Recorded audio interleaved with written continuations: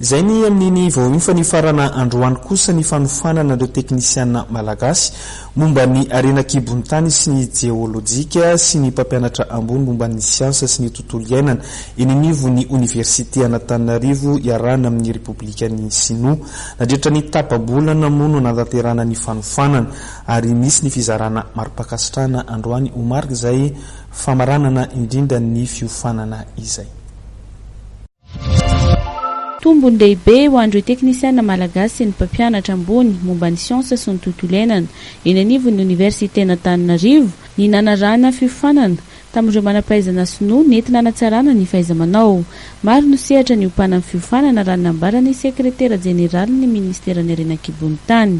Ny ompanan'ny ataontsika hoe ny fampianarana moa zany dia voalohany indrindra teo amin'ny fomba fanaovana échantillonnage géochimique, zany hoe fomba anankiray io ahafantarana ny akora rehetrarehetra misy ao amin'ny tany ka ahafantarana hoe inona ny mety hoe roche mère na ny hoe inona le zavatra misy ao ambanin'ny tany ao, firy ny tany, firy ny aiza ny toerana mety misy azy, ny ataontsika hoe ny alaliny sy ny karazany. Zay ny anankiray. Misy koa ny fomba famatahana ataontsika hoe reny fikarohana any anatin'ny ranomasiny reny.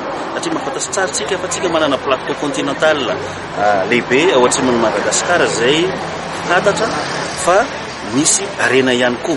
Ka izay zavatra zay moa zany dia tafiditra ao anatin'ny fiara-miasa miaraka amin'izareo mpiara-mombina antoka sinoa miaraka amintsika. Tombony lehibe ho andreo mpampianatra eny anivon'ny oniversite araka izany ny fanofanana izay azon'izy ireo ahafahan'izy ireo mampita izany amin'ireo mpianatra. Efa misy mpianatra anankitelo zany nalefa tany tamin'izay 2013 nanao ny master sy ny PhD doctorat.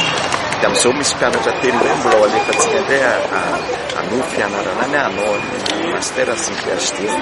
Séminaire ity zany dia hita mihitsy hoe ahitana tokoa satria mampita aty amintsika ihany koa izy ny traikefana izay zava-baovao tokoa zavatra atao anatin'izay tapabolana izay misy zavatra mbola tsy haintsika na izay mpampianatra fa mbola amin'ilay izy fa azo tsara dia fomba teknôlôjia vaventy nanandrana. Teknisianina malagasy momba ny harena an-kibon'ny tany misy 7 moa no nahavita fiofanana momba ny teknôlôjia momba ny harena an-kibon'ny tany sy ny jeolojia azo nozaraina mari-pakasitrahana teny amin'ny trano fandraisam-bahiny Azia Afrika Ivato. Efa 12 taona izao no nisian'ny fiara-miasa eo amin'ny Chine sy Madagasikara momba ny indostria mikasika ny harena an-kibon'ny tany.